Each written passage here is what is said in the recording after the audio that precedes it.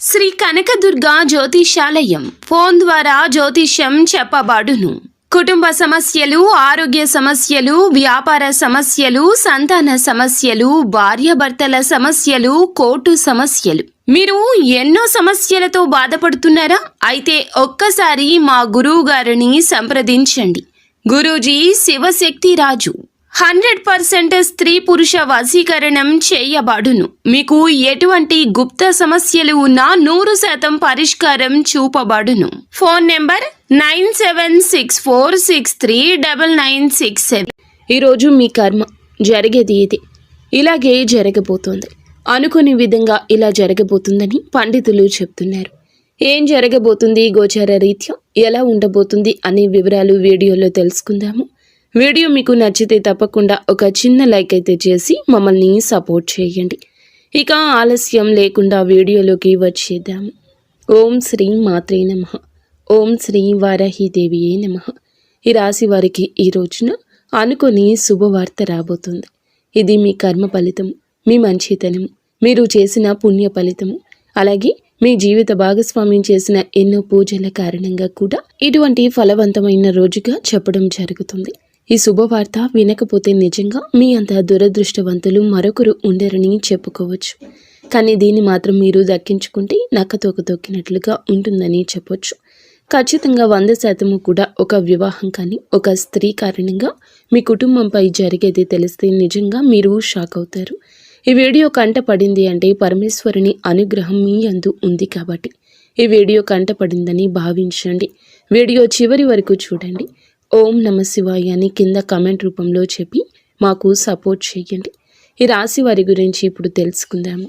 అసలు నిజం మాట్లాడాలి అంటే వీరి గురించి అని చెప్పొచ్చు. గతం గతహ అని చాలా వరకు మర్చిపోతూ ఉంటారు. అలాగే మర్చిపోవాలని ప్రయత్నిస్తూ ఉంటారు. మనసుని సిద్ధం చేసుకునే పద్ధతి వీరికి ఒకటి ఉంటుంది.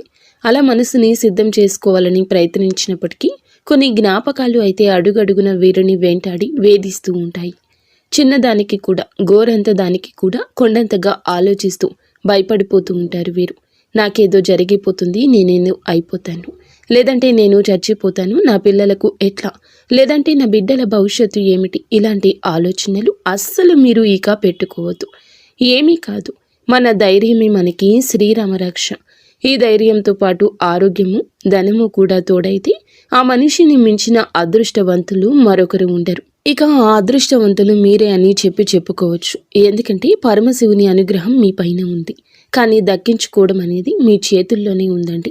అలా కాదు, మేము ఎప్పుడూ కూడా మూడవటిగానే ఉంటాము, ఏదో ఒకటి ఆలోచిస్తూ ఉంటాము, అతిగా ఆలోచన చేస్తూనే ఉంటాము, మాతో గొడవలు పడే వారితో మేము గొడవలు పడుతూనే ఉంటాము, మాకు ఈ లైఫ్ అనేది ఇంతే, గొడవలతోనే బాగుంటుంది, గొడవలతోనే మేము టైం పాస్ చేస్తాము, మాకు ఏ ఆరోగ్యం వద్దు అనుకుంటే అది మీ చేతిలోనే ఉంటుంది. ఇప్పుడు గొడవ పడ్డమంటే ఒక కోపం అనేది మన మనసులోకి, మన శరీరంలోకి ఎంటర్ అయ్యింది. మన శరీరంలో ప్రతి అవయవం మీద కూడా అది ప్రభావం చూపిస్తుంది.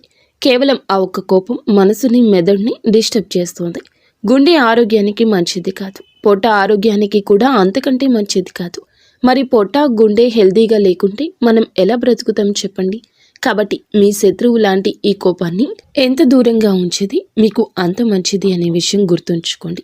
మీరు ఇప్పుడు మీ మనసులో ఏదైతే అనుకుంటున్నారో, నేను హ్యాపీగా ఉంటాను, ఎవరిని పట్టించుకోను, గొడవలు పడను, ప్రశాంతంగా ఉంటాను, నా పని నేను చేసుకుంటూ ఉంటాను, నాకు నష్టాన్ని కలిగించే వారికి, నన్ను నష్టపరిచే వస్తువులకు నేను దూరంగా ఉంటాను, ఇప్పటి నుంచి నా గురించి నేను ఆలోచించుకుంటాను అని మీరు ఏదైతే నిర్ణయం మీద స్టిక్ అయ్యి ఉంటారో దాని మీదనే ఉండిపోండి. అలా ఉంటే, దాని మీదనే ఉండిపోతే నక్కతోక తొక్కినట్లు అన్నీ కలిసి వస్తాయి. అలా కాకుండా మేము గొడవలు, మనస్పర్ధలు వాటితోనే ఉంటాము, ప్రతి ఒక్కరితో ప్రతీకారం తీర్చుకుంటామని చెప్పి అనుకుంటే నిజంగా ఇంకా ఇది మీ కర్మే అని చెప్పుకోవచ్చు. కాబట్టి ఏదైనా మీ చేతుల్లోనే ఉంటుంది.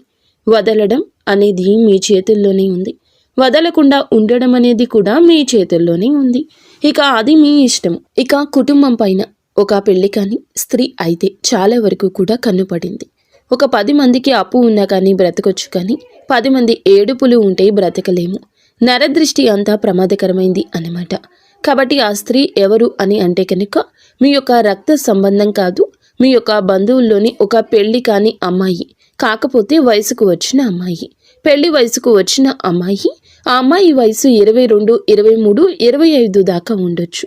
తను ఏమిటి అంటే గనక మీ యొక్క వ్యక్తిగత విషయాల గురించి ఎప్పుడు కూడా తెలుసుకుంటూ ఉండడం, మీ మీద పడి ఏడవడం, మిమ్మల్ని చూడలేకపోవడం, మీ కుటుంబం మీద పడి ఏడవడం, వారి యొక్క తల్లిదండ్రులు, వారి యొక్క కుటుంబ సభ్యులు కూడా అమ్మాయికి సపోర్ట్ చేయడం, ఇంకాస్త ఎక్కించి చెప్తూ ఉండడం, దానివల్ల ఇంకాస్త ఆ అమ్మాయి ప్రభావితం ఎక్కువ అవడం, ఆ కన్ను అనేది, ఆ ఏడుపు అనేది మీ యొక్క కుటుంబ సభ్యుల్లో ఉన్న ఆ అమ్మాయి వల్ల కూడా చాలా వరకు కూడా మీకు నష్టం జరుగుతుంది. తను ఏమిటి అంటే గనక అవసరాలకు మాత్రం మీ వద్దకు వచ్చి అవసరాలు తీరిపోయిన తర్వాత మిమ్మల్ని పక్కకు నెట్టేసి చాలా వరకు కూడా తన యొక్క దారుణమైన ఆ బుద్ధిని మీ దగ్గర ఎప్పటికప్పుడు చూపిస్తూనే ఉంది. అది తెలిసి కూడా మీరు తెలియనట్లుగా వచ్చినప్పుడు చక్కగా నవ్వుతూ మాట్లాడడం, మంచిగా ఉండడం, మళ్ళీ వారి అవసరాలకు మిమ్మల్ని ఉపయోగించుకోవడం, వారి అవసరం తీరిపోయిన తర్వాత మిమ్మల్ని మళ్ళీ పక్కన పెట్టేసి వెళ్ళిపోవడం, ఇటువంటివి జరుగుతూనే ఉన్నాయి. ఎప్పుడైనా కానీ ఒక విషయం గుర్తుంచుకోండి, మనకి నష్టం చేసేవాళ్ళు మనకి అవసరాలకు ఉపయోగపడని వారు, మనకి ఎంత దగ్గర వాళ్ళు అయినా అంటే ఆప్తులైనా కానీ మనకి వారితో ఏ మాత్రమూ కూడా ఉపయోగం ఉండదు. కాబట్టి అటువంటి వారిని ఉపయోగించుకోకుండా వదిలిపెట్టడమే మంచిది. మీకు ఎందులో కూడా వారు ఇంపార్టెన్స్ ఇవ్వనప్పుడు, మీకు ఇవ్వాల్సిన అవసరం కూడా లేదు అనే విషయం వారు ప్రూవ్ చేస్తున్నప్పుడు ఈ విషయాన్ని గుర్తుంచుకోండి. అది ఎవరైనా కానీ, ఎంత పెద్దవారు అయినా కానీ మీరు ఈ విషయాన్ని మీరు మాత్రమే తప్పక గుర్తుంచుకోవాలి. ఎందుకంటే ఇది మీ జీవితం. మీ జీవితంలో మీరే పైకి రావాలి. మీరు నష్టపోతే మీతో పాటు కుటుంబం కూడా నష్టపోతుంది. ఈ విషయాన్ని ఇక గమనించండి. ముఖ్యంగా ఈ రోజున మీకు వృత్తిపరంగా, ఉద్యోగపరంగా, వ్యాపారపరంగా, చిన్న పెద్ద బిజినెస్ల పరంగా, అన్నింటి పరంగా కూడా అనుకూలంగానే ఉంటుంది. చాలా హ్యాపీగా ఈ రోజు అయితే గడిచిపోతుంది. ఎటువంటి ఇబ్బంది ఉండదు, ఎటువంటి సమస్య ఉండదు. కాకపోతే సమస్యలు ఉండవంటే ఉండవు అని చెప్పము, కానీ ఇక్కడ కొంచెం భార్యాభర్తల మధ్య ఇష్యూస్ అయితే కనిపిస్తున్నాయి. కోపం, గొడవలు జరగవచ్చు. అలా వచ్చి ఇలా వెళ్ళిపోతాయి. కానీ ఇందువల్ల మీరు చాలా వరకు డిస్టర్బ్ అవుతారు. ఓవరాల్గా చూసుకుంటే రియల్ ఎస్టేట్ వారికి కానీ, రాజకీయ రంగంలో ఉన్నవారికి కానీ, సినీ రంగ పరిశ్రమలో ఉన్నవారికి కానీ, విద్యారంగంలో ఉన్నవారికి కానీ, వైద్య రంగంలో ఉన్నవారికి కానీ ఈ రోజున అనుకూలంగానే ఉంటుంది. ఇక ప్రేమికుల పరంగా చూస్తే చాలా డిస్టర్బెన్స్ కనిపిస్తుంది. దాదాపు విడిపోతారు అన్నంత వరకు కూడా ఈ రోజు వెళ్ళొచ్చు. మాట పట్టింపులు పెరిగి పెద్దవవచ్చు. ఎవరికైనా కోపం వస్తే ఎందుకు వస్తుంది, ఇవన్నీ కూడా అంచనా వేసుకుని జాగ్రత్తగా మాట్లాడుకోండి. లేదు ఈ బంధం వేస్ట్ అని చెప్పి పూర్తిగా విడిపోదాం అనుకుంటే ఇక మీ ఇష్టం.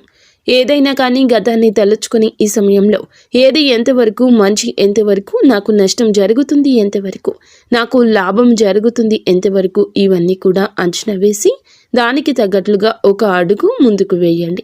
లేకపోతే వదిలి వేసేయడమే మంచిది. ఈ విషయంలో అయితే ఇక అంతా బాగానే ఉంటుంది. విద్యార్థులకు కూడాను కష్టపడితే అంటే కష్టపడినంత దానికి ప్రతిఫలితం అయితే తప్పకుండా వస్తుంది. ప్రతిదానికి కష్టం అని చెప్తున్నారు. లైఫ్ అంతా కష్టమేనా అని చెప్పి అడుగుతారేమో. ఏమీ లేదండి, కష్టం అంటే మన జీవితంలో ఒక భాగం అన్నమాట.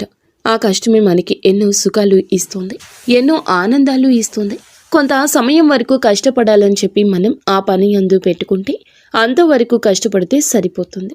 మిగతా జీవితం హ్యాపీగానే ఉంటుంది, మిగతా సమయం హ్యాపీగా ఉండొచ్చు. కాబట్టి కొంచెం కష్టపడితే ఫలితం ఎక్కువ వస్తుంది అనే విషయం గుర్తుంచుకోండి. ఇక అంతేనండి, ఈ రోజున ఎటువంటి ఇబ్బంది అయితే ఉండదు. నరదృష్టిని దూరం చేసుకునే ప్రయత్నం చేయండి. శివునికి వారంలో ఒక్కరోజైనా అభిషేకం చేసే ప్రయత్నం చేయండి. అందువల్ల మీకు చాలా వరకు కర్మ దోషాలు, జాతక దోషాలు, ఏలిన నాటి శని దోషాలన్నీ క్లియర్ అయిపోతాయి. ఎందుకంటే శివుణ్ణి దాటి ఏ గ్రహము కూడా ఏమీ చేయలేదు.